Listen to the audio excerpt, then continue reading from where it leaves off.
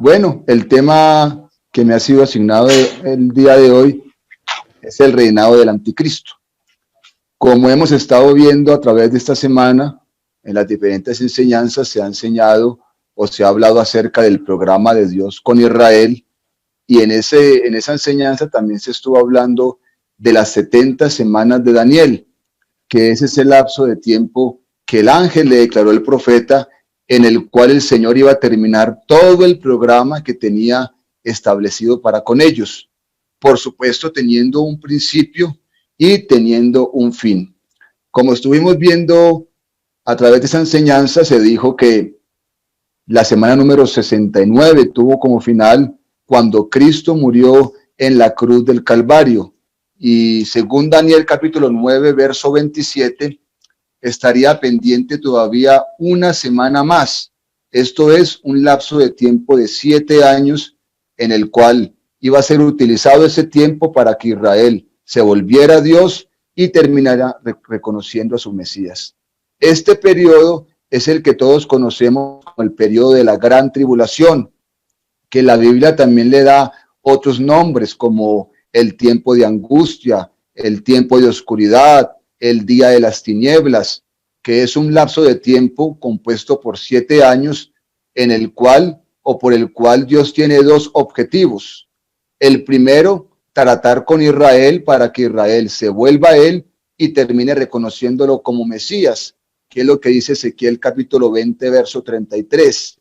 Vivo yo, dice Jehová, que con mano fuerte, con brazo extendido y con ira derramada he de reinar sobre vosotros. Es decir, porque la iglesia recibe la salvación por medio de la gracia y la misericordia, pero Israel tendrá la oportunidad de ser salvo, pero por medio de la ira o teniendo que atravesar la ira de Dios. El segundo objetivo de la gran tribulación se establece en Apocalipsis capítulo 3, verso 10, que dice: por cuanto has guardado la palabra de mi paciencia, yo también te guardaré de la hora de prueba que ha de venir sobre el mundo entero para probar a todos los que moran sobre la tierra. Entonces, como vamos a hablar un poco del reino del anticristo y del reino de Israel, no hay que olvidar lo que dice Jeremías capítulo 30, verso 7, que dice que la gran tribulación será el tiempo de angustia para Jacob, porque dice la Biblia que en ese lapso de tiempo habrá tribulación como nunca la ha habido desde que existe gente, ni tampoco la habrá después. Daniel capítulo 12, verso 1 dice: en aquellos días Gabriel, el gran príncipe de los hijos de tu pueblo, se levantará y habrá tribulación y angustia como nunca la ha habido gente, ni tampoco la habrá después. Esas palabras también las ratifican Jesucristo en San Mateo capítulo 24, verso 21. Entonces, este periodo de gran tribulación donde Dios va a tratar o reactivar su programa y su trato con Israel, recordemos que Dios no ha desechado todavía a Israel. Romanos capítulo 11, verso 1 se pregunta al apóstol: ¿ha desechado Dios a su pueblo Israel? Y él mismo se responde: en ninguna manera. Entonces, este tiempo de la gran tribulación en el cual Dios va a tratar con Israel se describe en diferentes pasajes. Por ejemplo, el Señor pronunció un sermón expositivo, cronológico, ordenado de todos los acontecimientos de la gran tribulación, situado en San Mateo capítulo 24, donde allí en el Monte de los Olivos, 2 días antes de ser arrestado para el calvario que le esperaba, tuvo la oportunidad de pronunciar ese sermón y dar las características o las situaciones que iban a enmarcar esta gran tribulación. En el libro de Apocalipsis también vemos ese periodo de una manera más amplia, que es Apocalipsis capítulo 6 hasta el capítulo 19, donde por supuesto allí no se evidencia la iglesia, ya que la iglesia desaparece en el capítulo 4, verso 1, cuando hay una puerta abierta en el cielo y cuando Juan asciende a los cielos, es una tipificación del arrebatamiento de la iglesia. Y por supuesto esa gran tribulación se evidencia a partir del capítulo 6 hasta el capítulo 19, cuando da terminación, cuando Cristo regresa aquí a la tierra. Y en ese lapso, en esos capítulos del libro de Apocalipsis, se desarrolla el juicio de Dios sobre la tierra a través de una serie triple septenaria. Esto es, 7 sellos, 7 trompetas y 7 copas de la ira. Y cuando empiezan esos sellos, es decir, cuando empieza esa gran tribulación, el primer sello nos dice Apocalipsis capítulo 6, verso 2. He aquí miré y un caballo blanco, y el que lo montaba tenía un arco en su mano y salía venciendo y para vencer. Esta tipificación de Apocalipsis capítulo 6, verso 2, que habla de un caballo blanco y alguien que lo montaba, es cuando entra en la escena el último gobernante mundial que se manifestará justamente a inicios de la gran tribulación. Este gobernante mundial, que por supuesto está profetizado desde las escrituras en el Antiguo Testamento, por ejemplo, Isaías capítulo 11, verso 4, lo llama el impío, perdón. El Salmo número 55, verso 20, lo llama el inicuo. El profeta Daniel lo llama el cuerno pequeño. Y el apóstol Pablo a los tesalonicenses en su segunda carta, capítulo 2, el verso 3 lo llama el hombre de pecado o el hijo de perdición. Y el apóstol Juan en su primera carta, capítulo 2, verso 18, lo llama el anticristo. Aunque entendamos que el término anticristo es un término muchísimo más amplio, porque no solamente habla de ese último gobernante mundial, sino que habla que durante toda la historia siempre se han levantado anticristos, porque el término anticristo tiene una acentuación prefijal que significa en lugar de Cristo o en contra de Cristo. Por eso, primera de Juan capítulo 2, verso 18 dice, hijitos, ahora es el último tiempo y según vosotros oísteis el anticristo viene, hablando de ese último gobernante mundial que tiene las calificaciones que ya nombré anteriormente. Pero también dice, ahora sí, han surgido muchos anticristos. Por esto conocemos que es el último tiempo, porque durante toda la historia se han levantado personas que han querido usurpar el trono de Cristo o la persona de Cristo y al mismo tiempo siendo opositores a Cristo. Hay gente que se ha levantado en oposición al pueblo de Dios, al pueblo del Señor, y todas estas personas la Biblia las cataloga como anticristos. Por eso ese término solamente lo utiliza el apóstol Juan en su teología o en su enseñanza.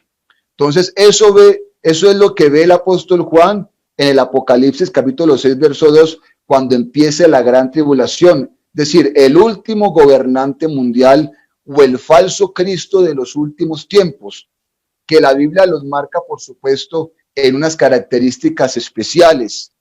Lo primero que tenemos que decir del anticristo es que el anticristo será un hombre judío, es decir, que tenga sangre judío y más exactamente vendrá o tendrá que venir de la tribu de Judá.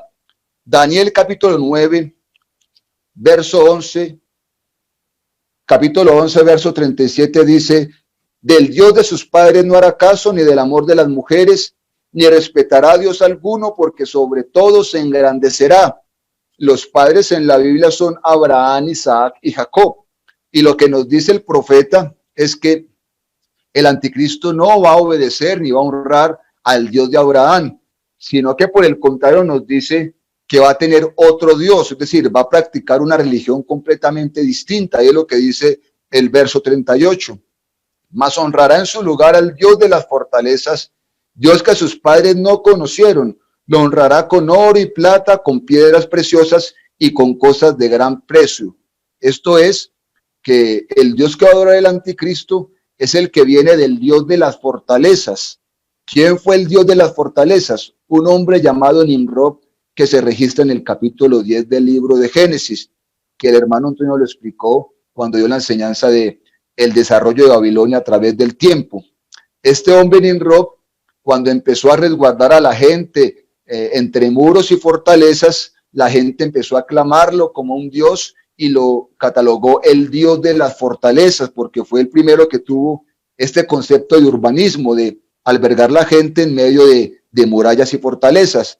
Por supuesto, de esa divinidad pagana y de idolatría se desprende toda la falsa divinidad del mundo, representados en diferentes dioses con diferentes nombres, inclusive algunos de ellos los vemos en la Biblia, como es el caso de Baal, de Moloch, del dios Renfán, y de Baal Peor, o de donde se desprende Belcebú. Es decir, esta esta deidad termina o repercute o desemboca en la figura de la deidad diabólica o satánica. Entonces, ese es el Dios que va a adorar el anticristo. Será un Dios, perdón, una persona de sangre judía, va a ser de sangre judía, pero va a adorar o va a honrar a otro Dios o va a practicar una religión. ¿Por qué decimos que el anticristo tiene que ser de sangre judía? Vamos a ver también Zacarías capítulo 8, verso 20 en adelante. Zacarías capítulo 8, verso 20 en adelante dice: así ha dicho Jehová de los ejércitos, aún vendrán pueblos y habitantes de muchas ciudades, y vendrán los habitantes de una ciudad a otra y dirán: vamos a implorar el favor de Jehová y a buscar a Jehová de los ejércitos, yo también iré.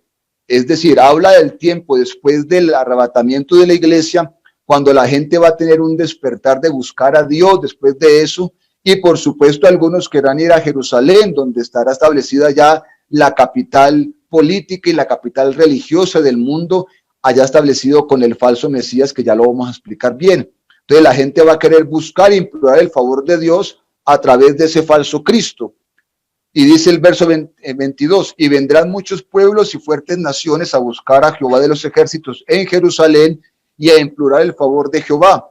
Y miren lo que han dicho, verso 23, así ha dicho Jehová de los ejércitos: en aquellos días acontecerá que 10 hombres de las naciones de toda lengua tomarán del manto a un judío diciendo: iremos con vosotros porque hemos oído que Dios está con vosotros. Está hablando de esa confederación de naciones que van a apoyar el reinado del anticristo, que lo vamos a explicar más adelante, que la consigna es: vamos a tomar el manto de este judío porque él es el que nos va a ayudar y el que nos va a sacar adelante.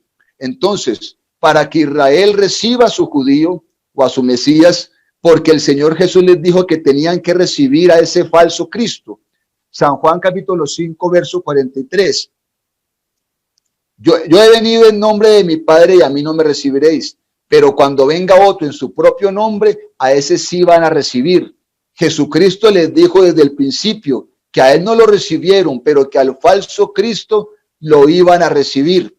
Y para que le reciban, por supuesto, el anticristo debe tener las características, los rasgos proféticos que la escritura enmarca lo que es a Jesucristo, lo que era el Mesías, que hay varios rasgos. Y entre esos rasgos, obviamente, el Mesías tiene que ser un judío y tiene que venir de la tribu de Judá. ¿Por qué Cristo venía de la tribu de Judá? Porque recordemos que el Antiguo Testamento reposa en 4 pactos mayores, pactos de carácter escatológicos, porque la Biblia, toda la Biblia desde Génesis a Apocalipsis tiene pactos de todo tipo, pero de una manera principal operan 4 pactos sobre Israel. El primero es el pacto sobre la tierra, el segundo es el pacto del recogimiento de todos los judíos para que habiten esa tierra, Deuteronomio capítulo 30 versos 1 y 10, el primero está en Génesis capítulo 12 versos 1 al 3, y el tercer pacto es el que se llama el pacto con David, registrado en el segundo libro de Samuel capítulo 7 a partir del verso 12, y también en el Salmo número 89 versos 3 y 4, donde el Señor le promete a David que de sus entrañas y de su descendencia vendría el Mesías, el Salvador, el Cristo, el Rey eterno, el cual establecería un reino y un trono que nunca tendría fin. Miqueas capítulo 5, verso 2, hablando del Mesías, dice: pero tú, Belén Efrata, pequeña eres para estar entre las familias de Judá, de ti te saldrá el que será Señor en Israel, y sus salidas son desde el principio y desde los días de la eternidad. Recordemos que cuando el ángel se le apareció a María para que concibiera el Espíritu Santo, San Lucas capítulo 1, verso 31, le dijo el ángel a la mujer, a María: y concebirás en tu vientre un niño y llamarás su nombre Jesús. Este será grande, será llamado Hijo del Altísimo, y el Señor Dios le dará el trono de David su padre, y establecerá un reino sobre la casa de Jacob, y reinará sobre ellos para siempre. Por eso, cuando Cristo aparece en la escena mundial y durante su ministerio de 3 años y medio, vemos que aquellos que creían en él y escucharon su palabra le llamaron el Hijo de David, porque la profecía decía que el Cristo vendría de la casa de David y de la casa o de la tribu de Judá. San Mateo capítulo 2 nos pone el ejemplo cuando Herodes estaba inquieto por el nacimiento del rey de los judíos, y en el verso 3 y 4 nos dice que llamó a los sacerdotes y principales escribas y les preguntó dónde había de nacer el Cristo, de dónde vendría, y ellos le respondieron con Miqueas capítulo 5 verso 2, que es el texto que acabo de mencionar. Entonces, el Cristo o a Jesús le decían el hijo de David, y la gente que escuchaba su palabra se preguntaba unos a otros diciendo, ¿será este el hijo de David prometido? En San Mateo capítulo 22 vemos cómo Jesús tiene una discusión con los judíos y él les pregunta, ¿de dónde vendrá el Cristo? Y ellos respondieron, pues de David, o será hijo de David. Por eso, de una manera deductiva decimos que el anticristo tiene que ser judío y tiene que venir de la casa de Judá. De lo contrario, Israel no le recibe. Por eso tampoco vendrá de la tribu de Dan, porque si viene un anticristo de la tribu de Dan, tampoco le van a recibir. Entonces, con estas características que el Cristo tendrá, por supuesto se va a presentar Israel. ¿Qué otras características va a tener este impío, este inicuo, o este hombre de pecado o hijo de perdición? Ezequiel capítulo 28, verso 3 nos dice lo siguiente, hablando del anticristo. He aquí que tú eres más sabio que Daniel, y no hay secreto que te sea oculto. Nos dice que el anticristo va a tener una sabiduría más alta o mayor al hombre que es considerado el más sabio del Antiguo Testamento, que es el profeta Daniel. Recordemos que la sabiduría de Salomón fue una sabiduría transitoria, una sabiduría que tuvo principio y que tuvo fin, que por supuesto se evaporó por no tenerla en las manos de Dios. Y recordemos que Salomón terminó comportándose por sus propias palabras, él dijo, como el peor de los desentendidos. Entonces, el que mayor registra una sabiduría en el Antiguo Testamento es el profeta Daniel. Y el libro de Ezequiel capítulo 28, verso 3, que acabamos de leer, nos dice que el hombre de pecado tendrá una sabiduría mayor que la de Daniel y que no va a tener ningún secreto que le sea oculto o información a la cual no pueda acceder. Esa misma sabiduría en gran medida es lo que le permitirá hacer lo que ningún gobernante mundial ha podido hacer aquí en la tierra.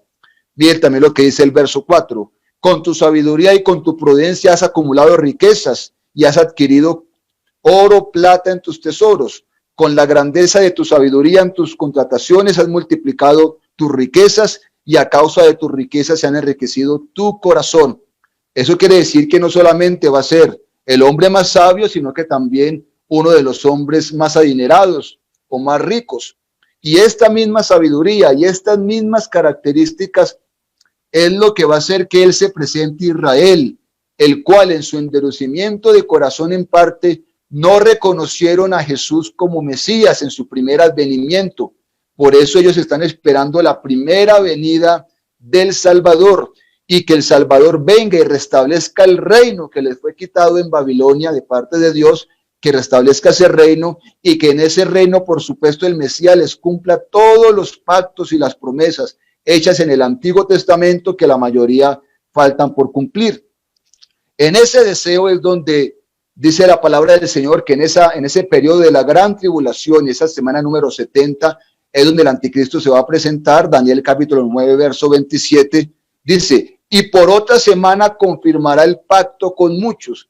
Es decir, habla de un pacto que hace mucho tiempo está tratando de establecerse en la tierra de Israel, precisamente en la resolución de ese conflicto, el conflicto árabe-israelí o el conflicto de Israel con los palestinos, que es una comunidad o una parte de la comunidad árabe.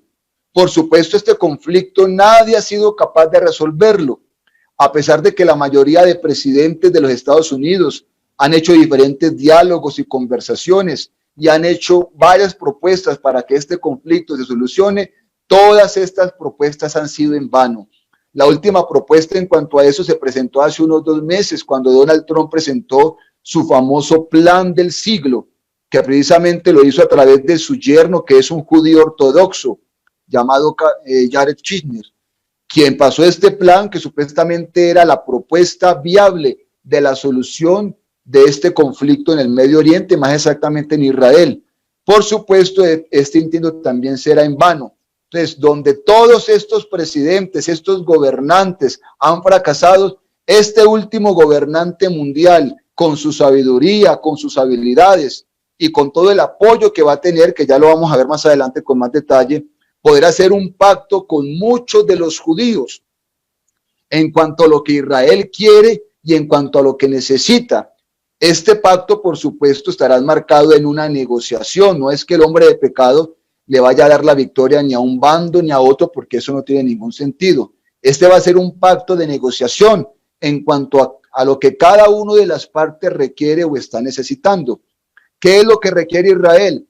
Israel lo primero que requiere es que le dejen construir su templo, su tercer templo, que es lo que está anhelando, que es el símbolo realmente de su religión o de su sistema religioso, del cual solamente existe un pedazo de muro o pared llamado el Muro de los Lamentos. También, ¿qué necesita Israel? Que sus vecinos árabes le reconozcan como Estado, porque algunos de ellos todavía no lo reconocen como Estado. Y por supuesto, que al interior de sus fronteras puedan tener la seguridad, la paz y la tranquilidad que tanto Dios les ha prometido en el Antiguo Testamento y lo cual nunca han disfrutado. ¿Qué es lo que requiere la parte árabe o la contraparte?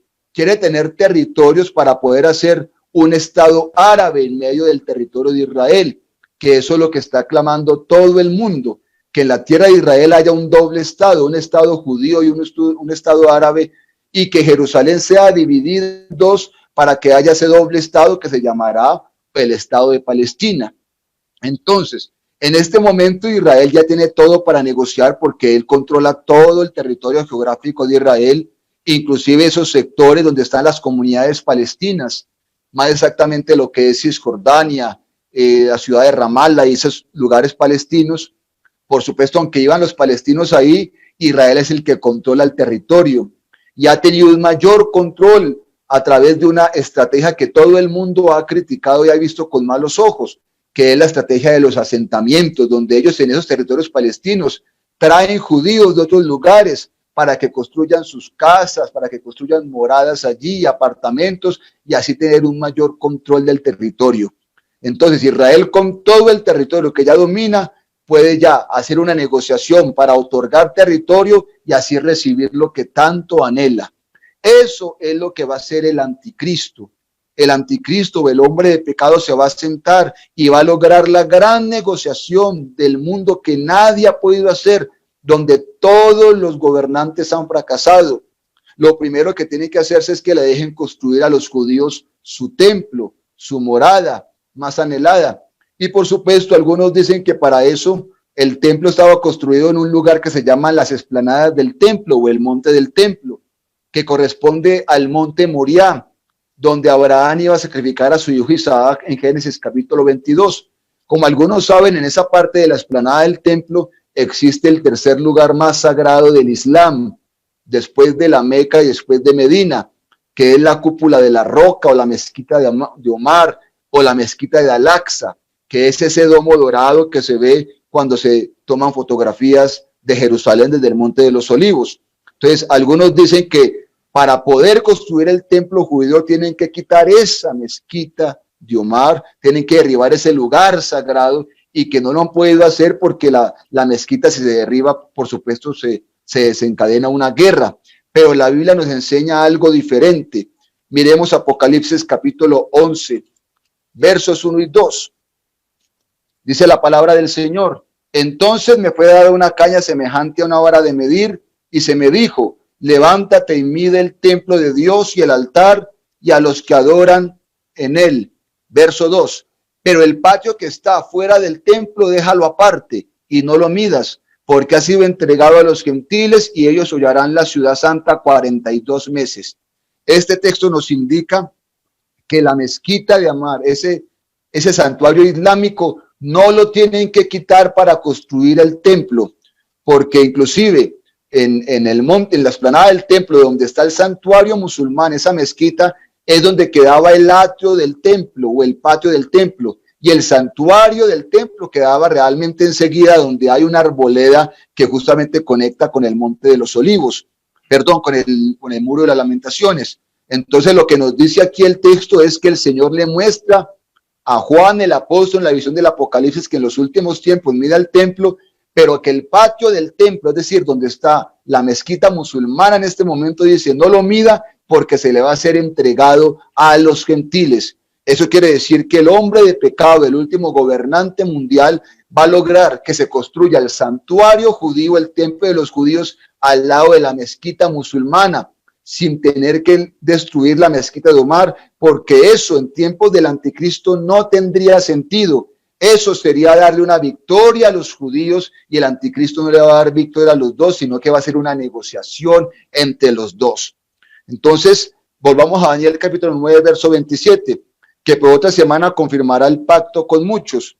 Israel con esto, cuando vea que este gobernante logrará lo que ellos tanto han anhelado durante tanto tiempo y lo que ningún gobernante ha podido ser, van a proclamarlo como Mesías, es decir, van a decir, este es el Mesías que estábamos esperando, lo van a recibir como tal, y por supuesto va a ser que en ese templo ellos restauren su culto mosaico, todo el culto enseñado en el Antiguo Testamento, toda la dinámica de sacrificios, todo lo van a instaurar con su supuesto Mesías ahí. Y no solamente eso, sino que se van a sentir seguros, se van a sentir confiados, se van a sentir resguardados, a tal punto que Israel, siendo en este momento una nación bélica, por la dispersión que tuvo en Europa por casi 2000 años y por todo el ataque de sus enemigos, se ha vuelto una nación bélica, una nación que pelea, una nación que ataca. En este momento, cuando el anticristo venga y puedan construir su templo, se van a sentir tan confiados que se van a desarmar, van a entregar sus armas, van a estar tranquilos por ese pacto que hicieron. Pero ¿qué nos dice el profeta Isaías acerca de ese pacto?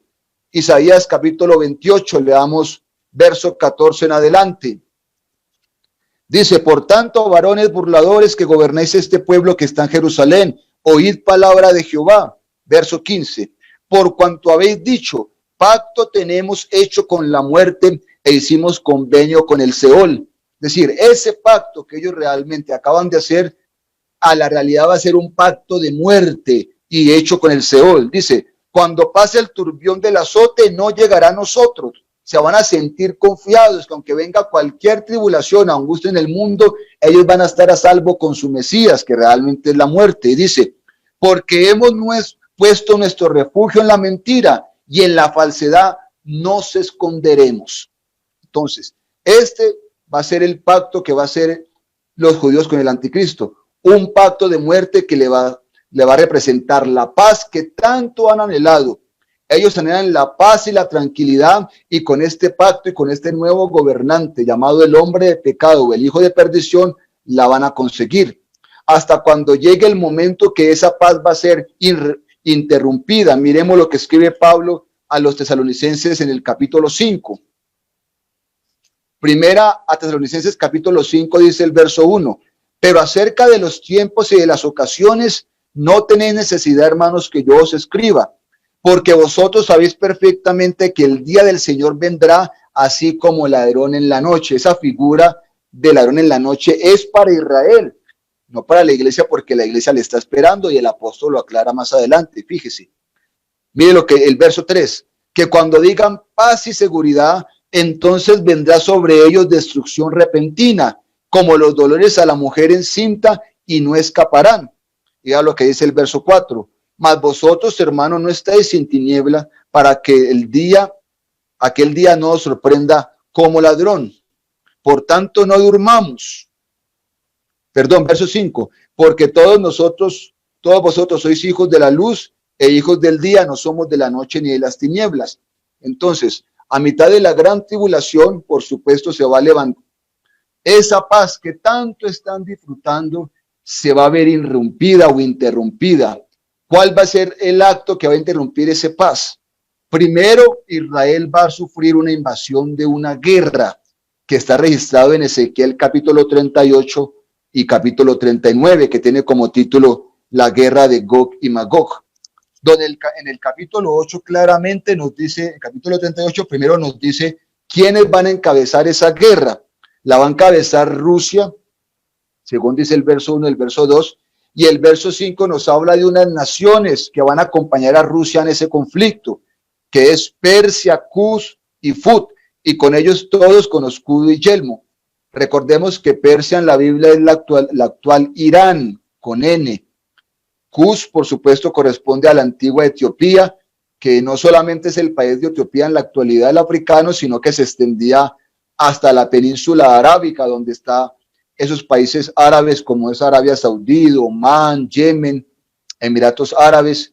Esos son los países que van a apoyar a Rusia en esta invasión. También nos habla de Fud, que es el país de Libia. Y en el verso 6 nos habla de otras naciones que lo van a apoyar, que es Gomer y todas sus tropas, la casa de Togarma, de los confines del norte y todas sus tropas, muchos pueblos contigo.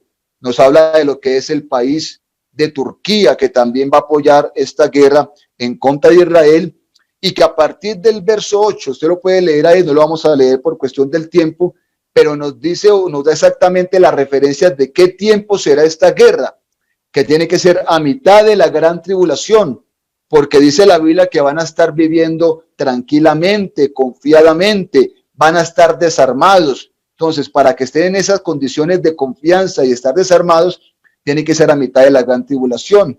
No puede ser al final de la gran tribulación, la guerra al final de la gran tribulación, porque al final de la gran tribulación no van a estar en paz, en seguridad ni en confianza, van a estar perseguidos, que lo vamos a ver ahora más adelante. Tampoco puede ser al final del milenio, porque el capítulo 39 nos habla de un tiempo después de esa guerra. Primero en el verso 9 nos dice que van a estar 7 años recogiendo todo ese armamento que quedó como fruto de esa guerra. Y el verso 12 nos dice del capítulo 39 que Israel va a estar 7 meses enterrando muertos del resultado de esa guerra. Por eso no puede ser tampoco al final del milenio. Esta guerra tiene que ser a mitad de la gran tribulación, un acto con el cual la paz que está disfrutando Israel será interrumpida por este acto bélico y por supuesto por un acontecimiento muy particular que ya lo vamos a ver a través del profeta Daniel. Miremos otra vez Daniel capítulo 9, verso 27. Dice, y por otra semana confirmará el pacto con muchos. Recordemos que según nos explicaron el día martes, con el hermano que explicó las 70 semanas de Daniel, esta semana corresponde a 7 años. Dice, y a la mitad de la semana hará cesar el sacrificio y la ofrenda, es decir, a la mitad de la semana quiere decir a los 3 años y medio. En toda la mitad de la gran tribulación va a hacer cesar el sacrificio y la ofrenda. ¿Cómo va a ser esta cesación o este acontecimiento? Miremos el capítulo 11 también del profeta Daniel, el verso 31, que dice, y se levantarán de su parte tropas que profanarán el santuario y la fortaleza y quitarán el continuo sacrificio y pondrán la abominación desoladora. Pablo también habla de este acontecimiento y nos da una mayor amplitud. Pablo a los Tesalonicenses, segunda carta, el capítulo 2,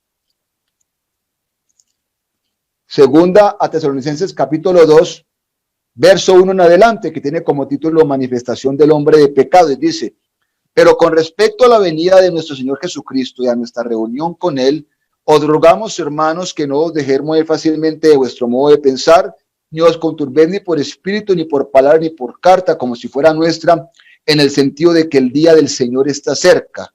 Recordemos que el día de Cristo es diferente al día del Señor.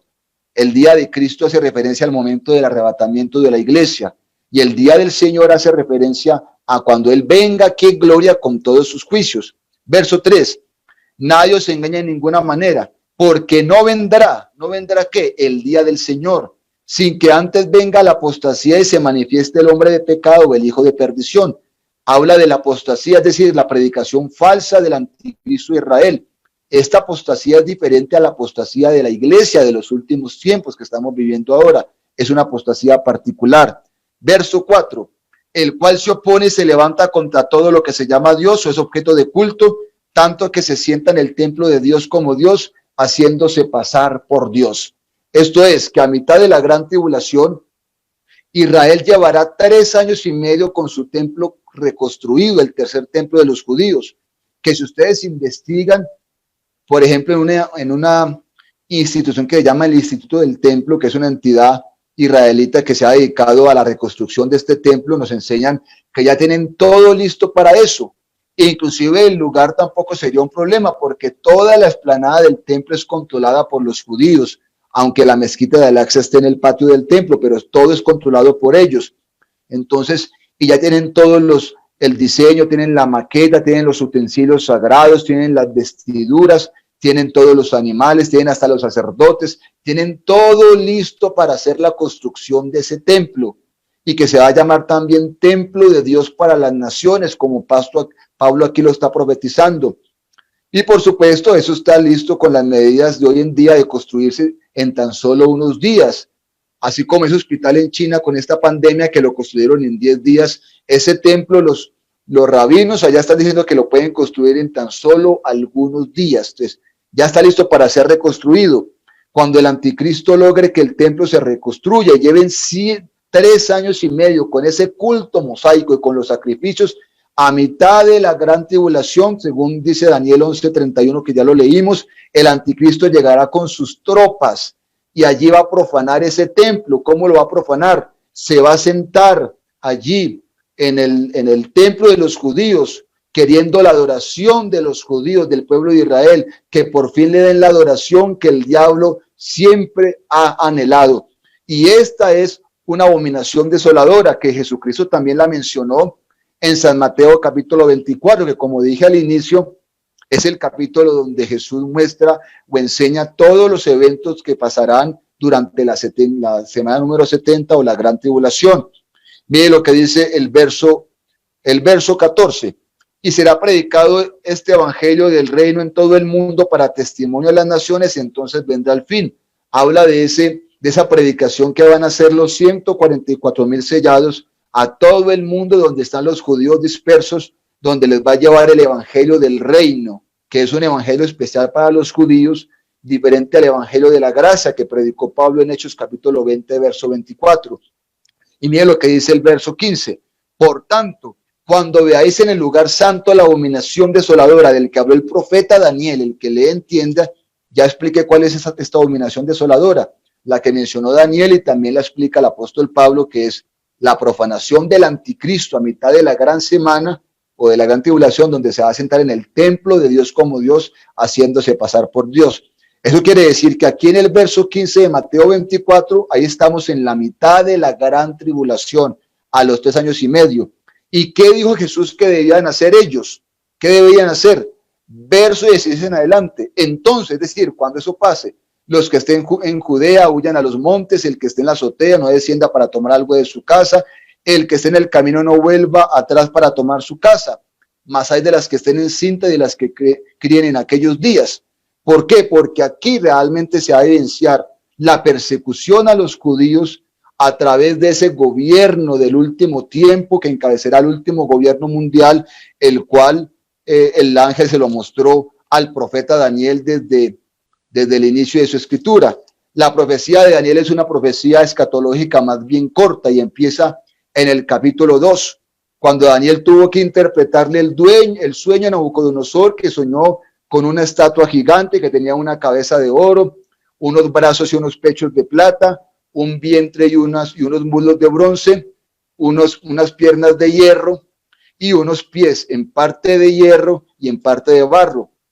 Cuando el profeta le va a interpretar el sueño a Nabucodonosor, veámoslo, Daniel capítulo 9, verso 37 en adelante, le dice: tú, oh rey, rey de reyes, tú, oh rey, eres rey de reyes, porque el Dios del cielo te ha dado reino, poder, fuerza y majestad. Y donde quiera que habitan hijos de hombres y bestias del campo y aves del cielo, Él los ha entregado en tu mano y te ha dado dominio sobre todo. Tú eres aquella cabeza de oro, es decir, esa cabeza de oro sería el imperio de Babilonia en Nabucodonosor. Verso 39, y después de ti se levantará otro reino inferior al tuyo, es decir, el segundo reino, que fue el imperio medo-persa. Y luego un tercer reino de bronce, el cual dominarás toda la tierra. Hasta hablando del imperio greco-macedonio en cabeza de Alejandro el Grande, que fue el tercer imperio y que dominó o conquistó todo el mundo hasta entonces conocido. Ese imperio llegó hasta la India en su tiempo. Y dice el verso 40, y el cuarto reino será fuerte como hierro, y como el hierro desmenuza y rompe todas las cosas, desmenuzará y quebrantará todo. Y lo que viste de los pies y los dedos en parte de barro cocido de alfarero y en parte de hierro, será un reino dividido, mas habrá en él algo de la fuerza del hierro, así como viste hierro mezclado con barro cocido. Verso 42. Y por ser los dedos de los pies en parte de hierro y en parte de barro cocido, el reino será en parte fuerte y en parte frágil. Así como viste el hierro mezclado con barro, se mezclarán por medio de alianzas humanas, pero no se unirán el uno con el otro, como el hierro no se mezcla con el barro. Verso 44, fíjese. Y en los días de estos reyes, el Dios del cielo levantará un reino que no será jamás destruido, ni será el reino dejado a otro pueblo. Desmenuzará y consumirá todos estos reinos, pero él permanecerá para siempre. Es decir, ¿cuál es la visión del profeta Daniel? Lo que ve él es una serie de reinos o una serie de imperios que se levantarían en la antigüedad, que tienen que ver con la historia de Israel. ¿Por qué?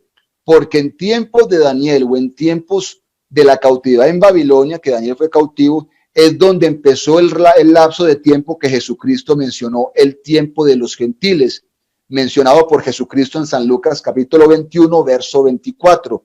El tiempo de los gentiles sería el lapso de tiempo en el cual ellos serían gobernados, ya no serían el reino de Dios aquí en la tierra, ese reino que terminó en Babilonia y que Ezequiel lo ve en el capítulo 11, cuando la gloria de Dios se va por el monte de los olivos, dejan de ser el reino y empieza el tiempo de los gentiles, donde serían gobernados o reinados por un gentil, empezando con el primer gran rey gentil que tuvieron, que fue Nabucodonosor el que los conquistó, y terminando con el último gran rey gentil que tendrán, que es el inicuo, el impío, el hombre de pecado o el hijo de perdición, o más conocido como el anticristo.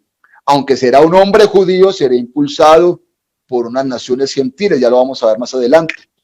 Entonces la profecía de Daniel se limita a esos reinos, a ese tiempo de los gentiles, esos imperios que se levantaron en la antigüedad, que gobernaban Israel, y que al final, en los tiempos finales, uno de esos imperios se volverá a levantar con la característica de estos 4 imperios, obviamente, establecerá un gobierno transitorio y que luego vendrá otro reino superior, que es el reino de Cristo, que derrumbará este reino del anticristo y establecerá un reino que nunca tendrá fin. Por eso en la visión de Nabucodonosor en el sueño vio una piedra no cortada por mano de hombre que viene y se arroja sobre los pies, que son de hierro y barro cocido, desmenuzando todos los pies, y toda la estatua se viene abajo, y que esa piedra establece un reino que nunca tendrá fin, sería el reino de Cristo. Esta misma profecía se la amplía el Señor en Daniel capítulo 7, donde habla de la visión de 4 bestias. Voy a adelantar un poquito porque el tiempo se nos ha ido. Son 4 bestias que son los mismos 4 imperios. Daniel capítulo 7, verso 4. La primera era como un león, tenía una sola cabeza. Verso 5. La segunda bestia semejante a un oso, el cual se alzaba de un costado más que otro. Es el imperio medo-persa, el imperio babilónico, o la nueva etapa del imperio babilónico, porque es el primer imperio del mundo, según Génesis capítulo 10. Ese imperio neobabilónico se volvió a levantar en el año 626 y llegó a Israel en el año 605 antes de Cristo. Entonces, esa es la cabeza del león con una sola cabeza. La segunda bestia era un oso que tiraba de un lado a otro, porque es el imperio medo-persa, el cual conquistó el imperio babilónico en el año 539 antes de Cristo, y es la unión de los medos y los persas, es decir, la unión de los kurdos en la actualidad, o esa parte del norte de Irak, que está en todo el Medio Oriente, por eso se le llamaban los medos, y los persas, que corresponde al país de Irán en la actualidad. Entonces, la unión de los kurdos e Irán representan esta segunda bestia. Verso 6, después de esto miré y aquí una tercera bestia semejante a un leopardo, pero esta bestia tenía 4 cabezas. Ese es el imperio greco-macedonio, que empezó en el año 336 antes de Cristo, cuando Alejandro derrotó al imperio medo-persa en cabeza de Darío III, que es una batalla muy famosa en la historia que se llama la batalla de Gaugamela, ocurrida en el año 331, y que el Señor se la mostró a Daniel en el capítulo 8. Nos dice que este es un leopardo porque Alejandro el Grande o Alejandro el Magno tuvo un imperio muy rápido. En 10 años rápidamente conquistó el mundo hasta entonces conocido, pero también rápidamente desapareció de él, porque en el año 323 termina muriendo. y en lugar de Alejandro, como no tenía herederos, se levantaron 4 reinos, se dividió en 4 reinos. Por eso aquí lo ve con 4 cabezas. Y eso se lo explica el ángel a Daniel, porque Daniel no tiene que interpretar nada, el ángel le da la interpretación de las visiones. Daniel capítulo 8, verso 20, que es la pelea entre los medopersas y Alejandro el Grande. En cuanto al carnero que viste, que tenía 2 cuernos, esos son los reyes de Media y de Persia. Verso 21. Y el macho cabrío es el rey de Grecia, y el cuerno grande que tenía ante sus ojos es el rey primero. Es decir, habla de Alejandro el Grande, Alejandro Magno o Alejandro el Grande. Verso 22. En cuanto al cuerno que fue quebrado, y sucedieron 4 en su lugar, significa que 4 reinos se levantarán de esa nación, aunque no con la fuerza de él. Después de que murió Alejandro, se levantarían 4 reinos de ese imperio griego, de sus 4 generales más inmediatos, obviamente no con el esfuerzo y el poderío que tenía Alejandro, pero se levantaron 4, que fuese Seleuco en el Medio Oriente, Ptolomeo ahí en Egipto, y se levantaron también otros 2, de los cuales solo permanecieron 2, que fue Ptolomeo y Seleuco, el imperio seleucida y el imperio de los Ptolomeos, que terminó justamente con la reina Cleopatra, la reina egipcia famosa, que fue la última de los Ptolomeos. Entonces, Daniel capítulo 7, verso 6 nos habla de esa tercera bestia, que es el leopardo del imperio greco-macedonio. Pero el verso 7 dice, después de esto miraba yo en las visiones de la noche, y aquí la 4ª bestia espantosa y terrible, en gran manera fuerte, la cual tenía unos dientes grandes de hierro, devoraba y desmenuzaba, y las sobras sollaba con sus pies, y era muy diferente a todas las bestias que vi antes que ella, y tenía 10 cuernos. Verso 8. Mientras yo contemplaba los cuernos, he aquí que otro cuerno pequeño salía entre ellos, y delante de él fueron arrancados 3 cuernos de los primeros, y he aquí que este cuerno tenía ojos como de hombre y una boca que hablaba grandes cosas. La 4ª bestia que vio Daniel la vio muy diferente, no le pudo dar una definición exacta, sino que la define como espantosa y terrible, y vio que tenía una cabeza. Entonces, una cabeza de Babilonia, una cabeza de los medopersas, 4 cabezas de los griegos, ahí van 6 cabezas, y una cabeza de esta son 7 cabezas. Y esta 4ª bestia es la que le llamó la atención a Daniel, y Daniel pregunta por la interpretación de las bestias. Miremos versículo 15. Se me turbó el espíritu a mí, Daniel, en medio de mi cuerpo, y las visiones de mi cabeza me asombraron. Verso 17. Estas 4 grandes bestias son 4 reyes que se levantarán en la tierra, hablando de Israel, 4 imperios que lo van a dominar. Verso 19. Entonces tuve deseo de saber la verdad acerca de la 4ª bestia, que era tan diferente en todas las otras, espantosa en gran manera, que tenía dientes de hierro, uñas de bronce, que devoraba y desmenuzaba, y las sobras hollaba con sus pies. Verso 20. Asimismo acerca de los 10 cuernos que tenía en su cabeza, y del otro que le había salido, delante del cual habían caído 3, y este mismo cuerno tenía ojos y boca que hablaba grandes cosas y parecía más grande que sus compañeros. A Daniel le llamó la atención esta 4ª bestia, que era espantosa y terrible, y era fuerte y desmenuzaba todo a su alrededor, y los 10 cuernos también que la caracterizaban. Entonces el ángel le explica, verso 23, dijo así, la 4ª bestia será un 4º reino en la tierra, la cual será diferente de todos los otros reinos, y a toda la tierra devorará, trillará y despedazará. Verso 24 le habla de los cuernos, y los 10 cuernos significan que de aquel reino se levantarán 10 reyes, y tras ellos se levantará otro, el cual será diferente de los primeros, y a 3 reyes derribará. Es decir, habla de que estas bestias son un simbolismo para representar estos imperios y estos reyes que iban a dominar sobre Israel en la historia antigua. ¿Cuántas cabezas suman las 4 bestias? Suman 7 cabezas y los 10 cuernos. Esta misma visión que tuvo Daniel es la misma que el Señor le dan al apóstol Juan en el libro de Apocalipsis, hablando de este último imperio mundial del anticristo. Apocalipsis capítulo 13. Tiene como título las 2 bestias. Obviamente, de estas 2 bestias de Apocalipsis 1, lo que ve la primera bestia es la sumatoria de las 4 bestias que vio Daniel. Es decir, Daniel ve 4 bestias y Juan ve una bestia con esas 4 bestias sumadas o consolidadas. Miremos el verso 1. Me paré sobre la arena del mar y vi subir del mar una bestia que tenía 7 cabezas y 10 cuernos, y en sus cuernos 10 diademas. Es decir, es la misma visión, pero Juan las vio sumadas o consolidadas en una sola. Vio las 4 bestias en una sola y tenía las 7 cabezas y los 10 cuernos. Mire el verso 2. Y la bestia que viera semejante a un leopardo y sus pies como de oso y su boca como boca de león. Y el dragón le dio su poder y su trono y grande autoridad. Mire que tiene las mismas características simbólicas que tienen las bestias del profeta Daniel: león, leopardo y oso. Verso 3, vea lo que dice. Vi una de sus cabezas como herida de muerte, pero su herida mortal fue sanada, y se maravilló toda la tierra en pos de la bestia. Lo que habla es que el ángel le dijo que esas bestias eran gobiernos, ¿cierto? O imperios en su momento. Y lo que dice acá, lo que le muestra el Señor a Juan en el Apocalipsis es que una de esas cabezas no estaba muerta, sino que estaba herida y fue restablecida, fue sanada. Es decir, que uno de esos gobiernos que existió en la antigüedad se iba a volver a levantar en el último tiempo, que es el gobierno de la bestia. Está hablando de la 4ª bestia, es decir, que es el Imperio Romano.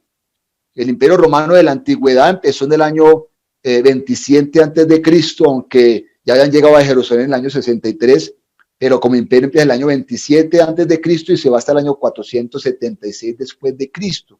En tiempos de Cristo estaba operando el Imperio Romano.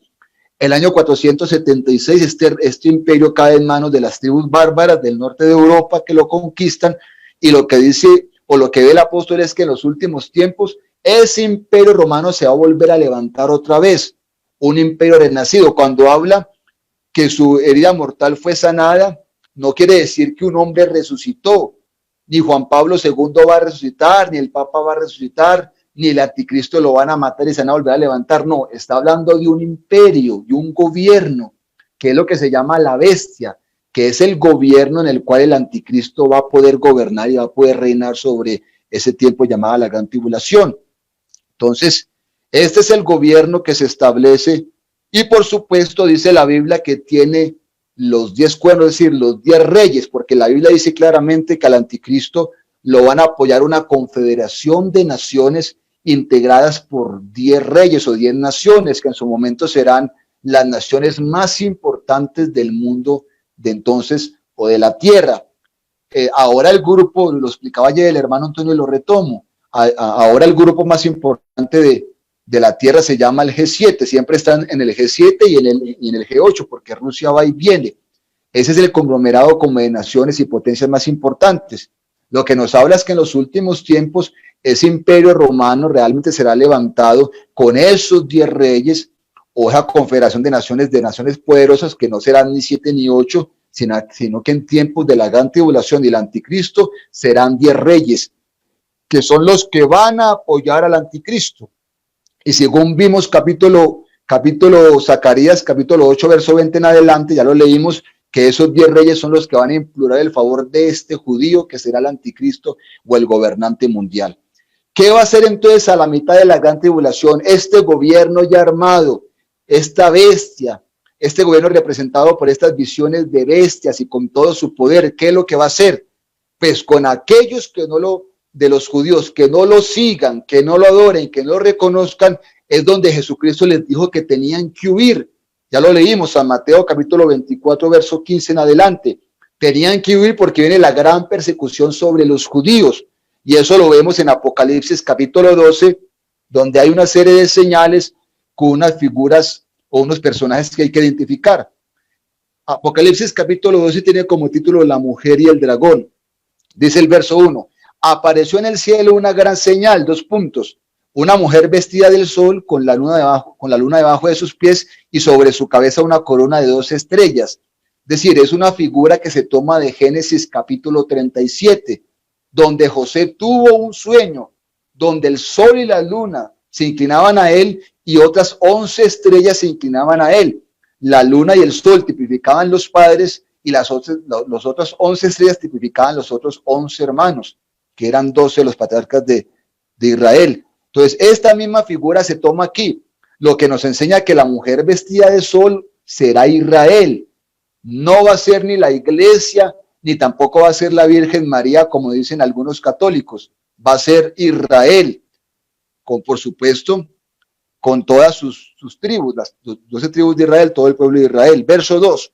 Y estando encinta, clamaba con dolores de parto en la angustia de alumbramiento. Verso 3. También apareció otra señal en el cielo. Aquí hay otra señal. He aquí un dragón escarlata. ¿Quién es el dragón? El verso 9 nos dice quién es el dragón. Y fue lanzado fuera el gran dragón, la serpiente antigua que se llama Diablo y Satanás, el cual engaña al mundo entero. Entonces, aquí el dragón es Satanás, que tenía 7 cabezas y 10 cuernos, y en sus cabezas 7 diademas. Habla del dragón para perseguir la mujer, es decir, el diablo a perseguir a Israel a través de ese sistema del anticristo de la bestia que está representado en las 7 cabezas y los 10 cuernos, es decir, los 10 reyes que van a colaborar y apoyar el anticristo. Miren lo que dice el verso 4. Y su cola arrastraba la tercera parte de las estrellas del cielo y las arrojó sobre la tierra, y el dragón se paró frente a la mujer que estaba para dar a luz a fin de devorar a su hijo tan pronto como naciese. Habla de todo el intento que ha tenido el diablo para acabar Israel y acabar el Mesías. Desde que Dios dijo que el Mesías nacería de una mujer, en Génesis capítulo 3, verso 15, y pondré enemistad entre ti y la mujer, entre tu simiente y la simiente tuya, esta te irá en la cabeza y tú le dirás el calcañar. Desde que el diablo se dio cuenta de eso, se ha dedicado a perseguir para que el Cristo no naciese, que es lo que pasó en tiempos de Daniel, donde castraron a todos los príncipes de Judá, una sentencia que ha sido declarada en Isaías capítulo 39, que en tiempos de Daniel de Babilonia iban a ser castrados todos los príncipes de Judá. Y si todos los príncipes de Judá iban a ser castrados, el Cristo no tendría cómo venir humanamente hablando o en términos biológicos. Pero la Biblia dice que hubo un hombre llamado Zorobabel, de los príncipes de Judá, que no fue castrado, y por ahí pudo venir el Cristo, San Mateo capítulo 1. Sin embargo, los intentos del diablo por acabar a Cristo siempre han sido.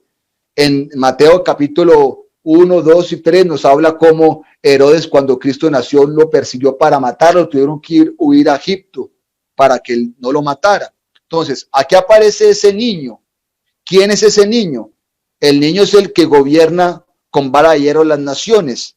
Verso 5, y ella dio a luz un hijo varón que regirá con vara de hierro todas las naciones, y su hijo fue arrebatado para Dios y para su trono. Esa figura mesiánica está en el Salmo número 2, que dice que el Mesías será el que regirá las naciones con vara de hierro. Entonces aquí está el otro personaje que es Cristo. Mire el verso 6, y la mujer huyó al desierto.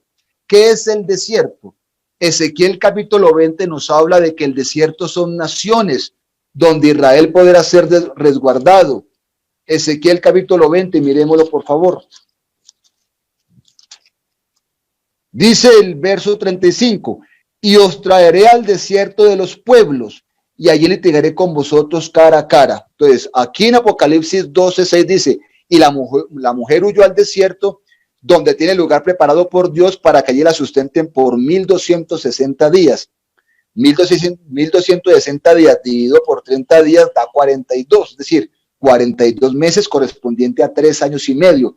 En esos 3 años y medio restante que el anticristo y el diablo vaya a perseguir al pueblo de Israel, Israel tendrá que huir y tendrá un sustento en algunas naciones que le van a proteger. Miremos el verso 12 en adelante del mismo capítulo que nos aclara la situación. Apocalipsis capítulo 12, verso 12. Por lo cual alegraos cielos y los que moréis en ellos, ay de los moradores de la tierra y del mar, porque el diablo ha descendido a vosotros con gran ira, sabiendo que tiene poco tiempo. Y cuando vio el dragón que había sido arrojado a la tierra, persiguió a la mujer que había dado a luz al hijo varón. Y se le dieron a la mujer las 2 alas del gran águila para que volase delante de la serpiente al desierto, a su lugar donde es sustentada por un tiempo, tiempos y la mitad de un tiempo. Habla del mismo sustento, es decir, Israel va a conseguir o va a tratar de que naciones lo refugien y la ayuden en esa gran persecución del anticristo y sus tropas y su gobierno. Y habla del mismo tiempo de 3 años y medio. Tiempo es 1 año, tiempo 2 años, medio tiempo, medio año, sumatoria 3 años y medio.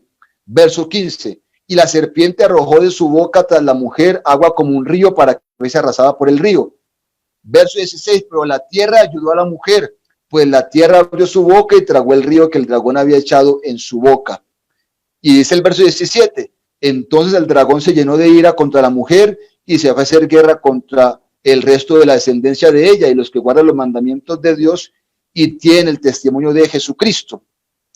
Y Apocalipsis capítulo 13, verso 7 dice, y se le permitió hacer guerra contra los santos y vencerlos, y también se le dio autoridad sobre toda tribu, pueblo, lengua y nación. Entonces habla de esa persecución de los judíos, obviamente según este libro de Apocalipsis capítulo 13, verso 7, y según dice el profeta Daniel, obviamente a nivel particular muchos judíos van a morir, muchos judíos van a quedar, pero a nivel de nación o algo generalizado, Israel va a encontrar refugio en algunas naciones. Miremos 5 minuticos más lo que Daniel habla de esto y cómo va a terminar esta historia. Daniel capítulo 11, verso 32. Con lisonjas seducirá a los violadores del pacto, es decir, el anticristo va a sobornar a algunos judíos y algunos judíos se van a dejar sobornar por eso y van a seguir trabajando con él. Pero dice, mas el pueblo que conoce a su Dios se esforzará y actuará. Es decir, el pueblo de Dios de Israel, el verdadero, no lo va a adorar ni tampoco se va a sujetar al anticristo, dice el verso 33. Y los sabios del pueblo instruirán a muchos y por algunos días caerán a espada y a fuego, en cautividad y despojo. Pero dice el verso 34, y en su caída serán ayudados de pequeño socorro, y muchos se juntarán a ellos con lisonjas, es decir, en esa persecución naciones lo van a ayudar. Miremos capítulo 7, Daniel capítulo 7, verso 24. Perdón, a partir del verso 23 retomemos lo de la cuarta bestia, es decir, el gobierno del anticristo. La cuarta bestia será un cuarto reino en la tierra, el cual será diferente a todos los otros reinos y a toda la tierra devorará, trillará y despedazará. Los 10 cuernos significan que de aquel reino se levantarán 10 reyes y tras ellos se levantará otro, el cual será diferente de los primeros y a 3 reyes derribará. Y hablará palabras contra el Altísimo y a los santos del Altísimo quebrantará. Aquí los santos, al igual que los santos de Apocalipsis 13:7, no son la iglesia. La iglesia no está en la gran tribulación, sino que está en las nubes con el Señor encontrándose en el aire. Habla de los santos de Israel. Y dice, y pensará en cambiar los tiempos y la ley, y serán entregados en su mano hasta tiempos y la mitad de un tiempo. Entonces, esa hace la persecución con los judíos, que al final de la gran tribulación, a manera de mención, dice la Biblia que el anticristo va a reunir los ejércitos de la tierra en una forma engañosa por medio de las palabras de esa trinidad satánica que existirá en los últimos tiempos, que es el diablo, la bestia, el anticristo y el falso profeta, que es la figura religiosa de Israel. Ellos van a engañar a las naciones de la tierra y el anticristo va a lograr que los ejércitos se concentren allí en Jerusalén para la última gran batalla que el mundo llama la Tercera Guerra Mundial, que es la batalla del gran Dios Día del Todopoderoso, o también la llamada la batalla del Armagedón, porque se va a llevar a cabo en un lugar llamado el Monte de Megiddo, Apocalipsis 16, cuando va a reunir los ejércitos de la tierra para poder que acaben con el Israel que queda,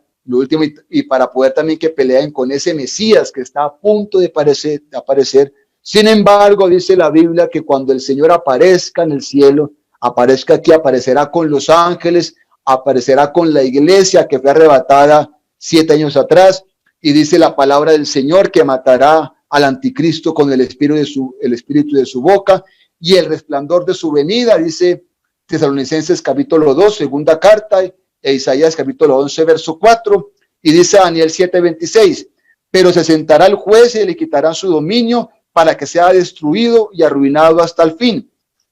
Y por supuesto dice Daniel capítulo 11, a partir del verso 14, nos habla de esa contienda, de esa gran última guerra.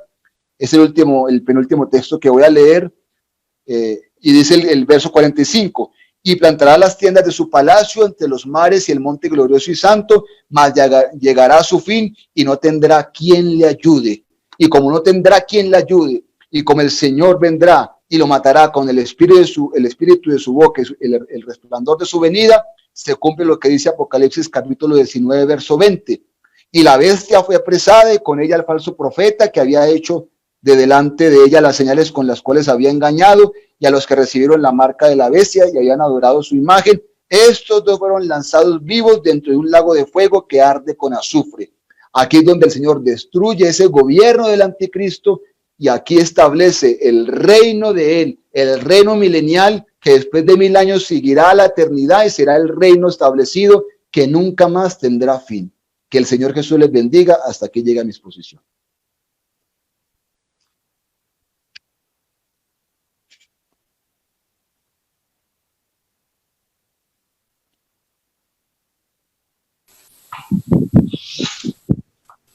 Amén, hermano Alex, bendiciones. Qué pena, ¿cuánto me tomé del tiempo? Está perfecto. Muy bien, muy clara la explicación, gracias a Dios. Excelente. Este es un escenario donde precisamente se debe hacer así, expositivo.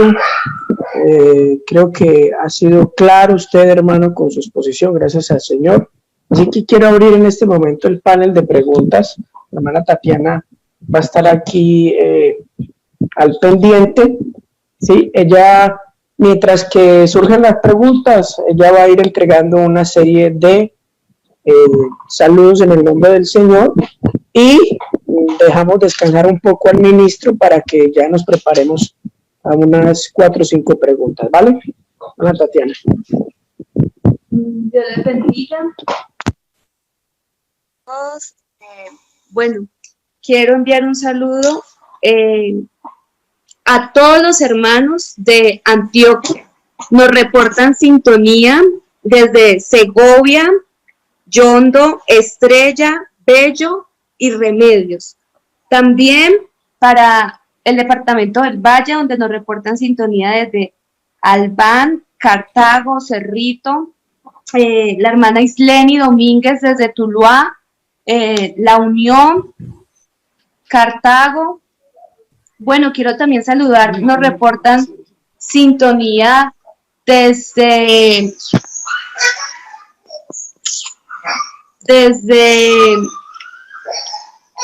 algunos países como Argentina, Omar Nicolás desde Bolivia, Nelson Gómez desde New Jersey, Estados Unidos, y Jenny Duarte, también Mireya Silva desde Panamá. Desde Ecuador tenemos sintonía desde Manta, Quito, Distrito 10, Guayaquil, Puerto del Carmen, Chaco, también desde departamento del Meta, desde Villavicencio y Puerto Gaitán. Bendiciones para todos ellos, para todos los hermanos que nos ven desde diferentes países del mundo, como los mencionaba ahorita.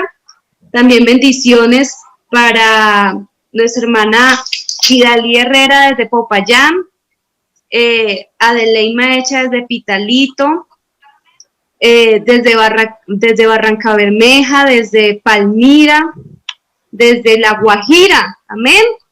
Janetza Castro, Chispana, La Guajira, Juana Gómez desde Mingueo, La Guajira, para nuestro presbítero, el hermano John Galvis desde Roldanillo, María Nubia desde Toro, y bueno, para todos, la verdad es que son muchos, tratamos de que todos se sientan saludados. También para Concepción Rodríguez desde Carolina del Sur, para Julie desde Rosso Valle, y desde Cali, Bucaramanga, Ibagué, Dos Quebradas.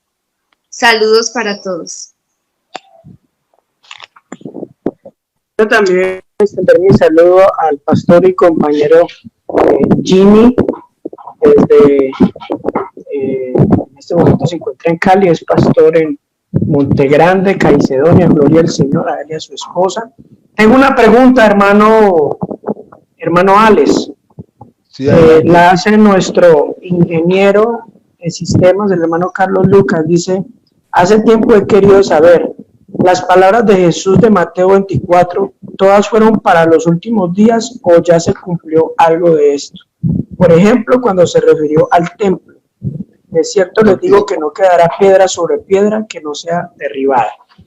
Lo que pasa es que el sermón de Mateo capítulo 24 obedece precisamente a 3 preguntas que 4 de sus discípulos le hacen por 3 declaraciones de destrucción que Jesús había hecho.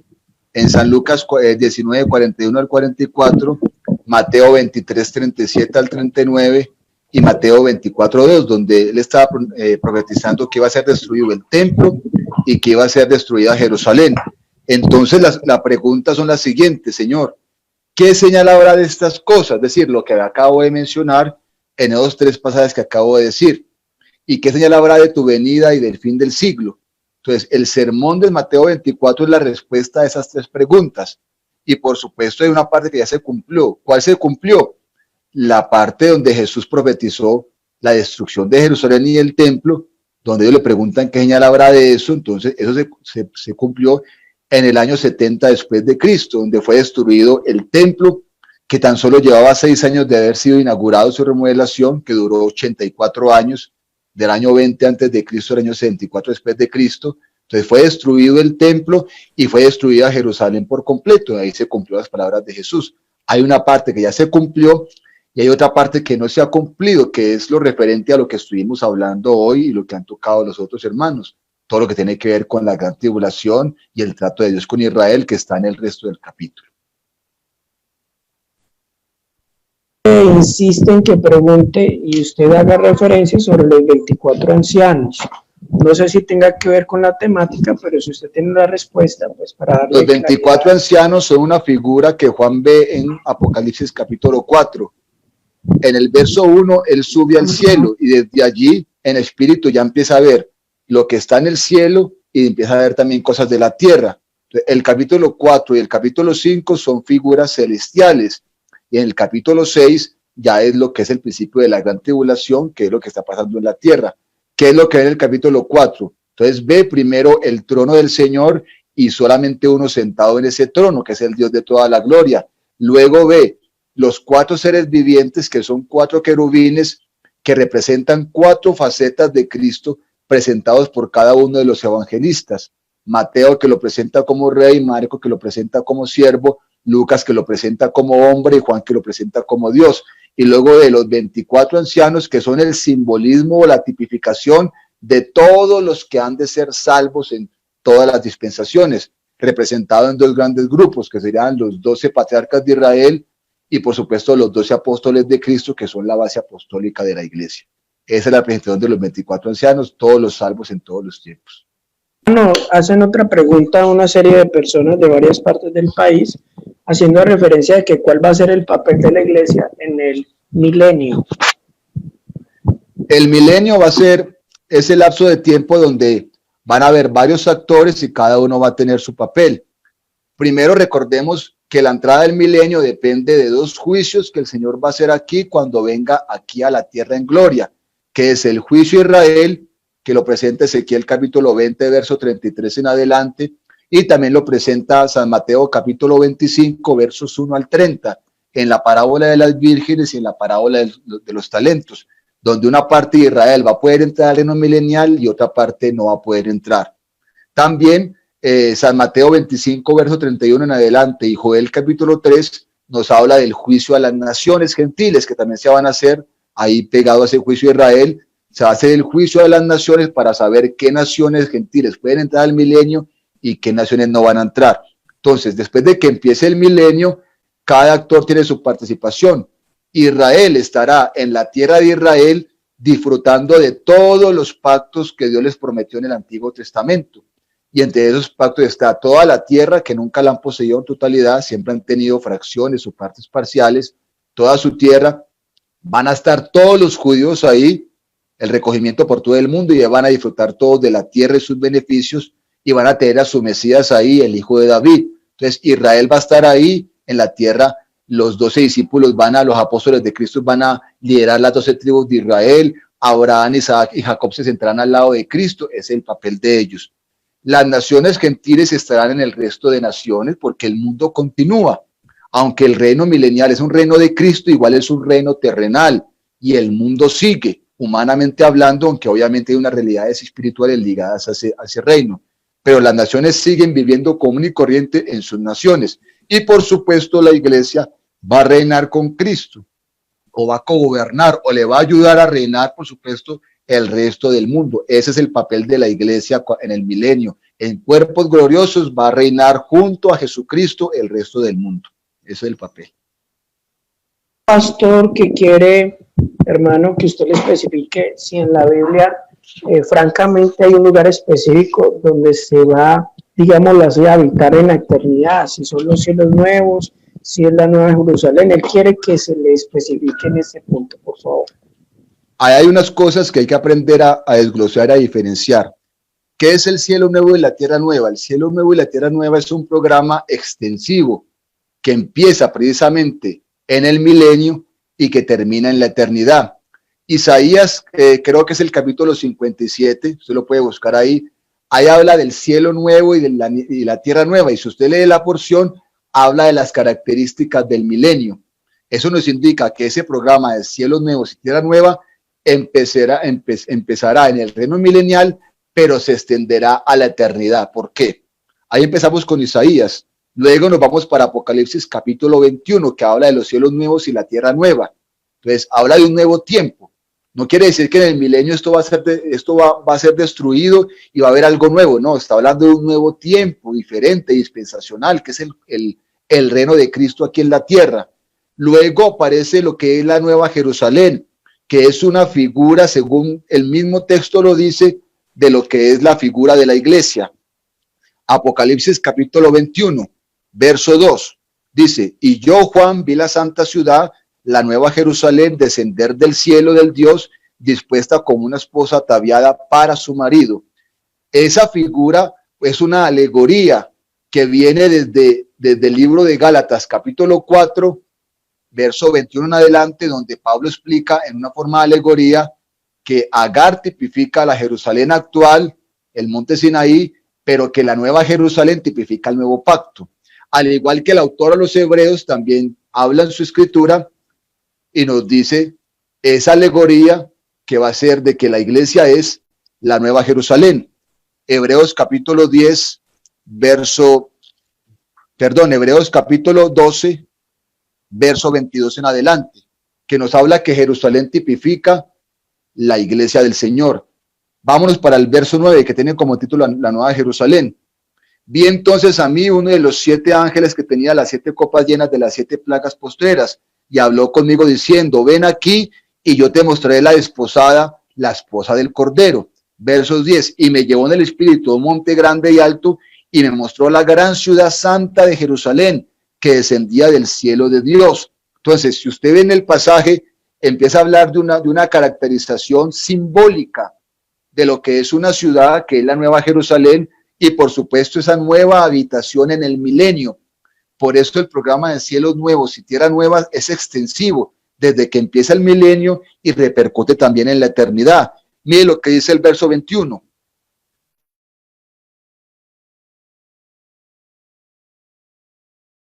Que aparecen los 12 patriarcas, aparecen los 12 apóstoles, y el verso 22 dice: y no vi en ella templo, porque el Señor Dios Todopoderoso es el templo de ella y el Cordero.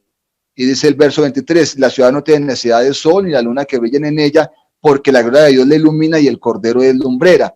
Y las naciones que hubiesen sido salvas andarán a la luz de ella, y los reyes de la tierra traerán su gloria en honor a ella. Entonces, ahí vemos ese cielo nuevo y tierra nueva que empieza desde el milenio y por supuesto se extiende hasta la eternidad. Miremos segunda de Pedro capítulo 3, cuando habla ya al final del milenio, cuando viene realmente a la destrucción del mundo, donde todo esto va a desaparecer. Segunda de Pedro capítulo 3, verso 7. Pero los cielos y la tierra que existen ahora están reservados por la misma palabra, guardados para el fuego en el día del juicio y de la perdición de los hombres impíos. Verso 10. Pero el día del Señor ladrón en la noche, el cual los cielos pasarán con gran estruendo y los elementos ardiendo serán deshechos y la tierra, las obras que en ella hay, serán quemadas. Verso 13. Pero nosotros esperamos, según sus promesas, cielos nuevos y tierra nueva en las cuales mora la justicia. Entonces, esa parte de cielos, tierra nueva, por una parte va a ser el milenio, que va a ser una tierra acá, es la misma tierra que estamos viviendo ahora, obviamente bajo unas condiciones diferentes, bajo el gobierno de Cristo. Y luego pasa el plano de la eternidad, que aquí Pedro simbólicamente le dice cielos nuevos y tierra nueva también, pero obviamente no va a ser una tierra física, no. sino que como la palabra lo dice, está enmarcado en los parámetros de la eternidad. Y en la eternidad no hay características materiales, ni de tiempo, ni nada de esas cosas. Decir que esa eternidad va a ser en el lugar aquí en una tierra diferente, esa es la misma doctrina falsa que predican los testigos de Jehová. Es esa. ¿Qué otra pregunta hay? Ok, hermano. Vamos a abrir dos preguntas más porque veo en todos los comentarios hay preguntas, unas que se hicieron ayer y se respondieron y otras que francamente ya están respondidas, digámoslo así, en las 3 enseñanzas anteriores. Aquí hay una. El hermano Mauricio Pember, Madrid, pregunta: las personas que están debajo del altar en el cielo con vestiduras blancas, con palmas en las manos, que fueron decapitados por no adorar la imagen de la bestia, ¿son gentiles que serán salvos? Pregunta. Ahí habla Apocalipsis capítulo 6, que desde el verso 1 habla de los juicios de la gran tribulación. Por supuesto está hablando de los mártires de la gran tribulación que van a ser judíos, es decir, que fue lo que vimos a través de la enseñanza. Es una figura simbólica, ¿sí ves? Es un simbolismo porque los muertos no pueden estar conscientes. Eso quebranta toda la escritura desde el libro de Génesis hasta Apocalipsis. Los muertos no pueden ver, no sienten, no tienen conciencia. Eso es lo que dice la palabra de Dios. Por eso no pueden alabar, glorificar, ni dar gracias, ni tampoco están conscientes de nada de lo que enseña el programa de los muertos en la escritura. Entonces, por supuesto, es algo que simboliza aquellos muertos de la gran tribulación o los mártires de la gran tribulación que por supuesto están esperando su resurrección y por supuesto están esperando su recompensa. ¿Cuándo van a resucitar? Pues cuando al final de la gran tribulación, cuando Cristo aparezca acá, ahí se va a terminar el programa de la primera resurrección que comentó primera de Pablo a los Corintios, primera carta, capítulo 15, que tiene 3 facetas. Primero, Cristo como el primogénito de los muertos. Segundo, los muertos de la dispensación de la iglesia que van a resucitar cuando Cristo venga en el arrebatamiento. Y la última faceta de la gran tribulación, de la primera resurrección, según dice Apocalipsis 24 y 5, es precisamente los santos del Antiguo Testamento y esos mártires de la gran tribulación, que van a resucitar, por supuesto, para ser compensados por lo que hicieron y para disfrutar el reino que Cristo va a venir a establecer. Eso es lo que significa eso. ¿Qué otra pregunta hay? Otra pregunta aquí. La hermana Yolanda Riascos Caicedo insiste en una pregunta puntual. Hermano, desde mi niñez he escuchado que lloverá fuego y azufre del cielo como castigo a aquellos que no creyeron en el Señor. ¿Me puede aclarar esta parte, por favor? Lo que pasa es que hay unas características en los juicios de Dios. Recordemos que la gran tribulación, que son los juicios de Dios, están marcados entre el capítulo 6 y el capítulo 19, y como dije en la enseñanza, esos juicios se desarrollan a través de una triple serie septenaria, es decir, 7 sellos, 7 trompetas y 7 copas de la ira. Y por supuesto, esos juicios de Dios a nivel general están representados por el falso Cristo, por la guerra, por el hambre, por la escasez, por el sufrimiento. Luego vienen unas especificaciones. Entonces, por ejemplo, hay varias especificaciones de esos juicios. Entonces, por ejemplo, habla de unos terremotos. Uno va, por ejemplo, a acabar con la tercera parte de la tierra. Va a haber otro temblor que va a acabar, otro acontecimiento en Apocalipsis 9, 8 y 9, que va a acabar con otra parte de la tierra. Es decir, entre todos esos juicios se estima que la gran tribulación podría perder la vida más o menos la mitad de la humanidad o un poco más de la mitad de la humanidad. Y entre uno de esos está, por ejemplo, lo que comenté, la guerra que se hará a mitad de la gran tribulación, la de Gog y Magog, en Ezequiel capítulo 38, verso 39, sino que por ocasiones del tiempo no expliqué bien esa guerra porque el tiempo no nos daba. Pero esa guerra, que es esa invasión de Rusia y en compañía de esas naciones que yo mencioné, que se las mencioné, esa invasión, ¿cómo va a terminar? Va a terminar con 3 cosas. Primero, va a haber un temblor fuerte que los va a sacudir a todos, va a matar a muchos de los ejércitos. Esa es una. La segunda, dice la Biblia ahí, terminando el capítulo 38 de Ezequiel, se van a matar unos a otros. Y por último, va a haber una lluvia, por supuesto, de lo que dice la hermana, de azufre y unas cosas que son elementos que la verdad pueden ir en 2 sentidos. que puede ser algo literal porque al final son los juicios de la gran tribulación, o puede también ser un simbolismo de otro artefacto que va a matar esos ejércitos. Entonces, eso es lo que aparece ahí en ese juicio de la gran tribulación contra esos ejércitos que van a tratar de acabar Israel. Azufre y otras cosas más que obviamente pueden tener un simbolismo o pueden tener algo literal. Hermano Alex, última pregunta.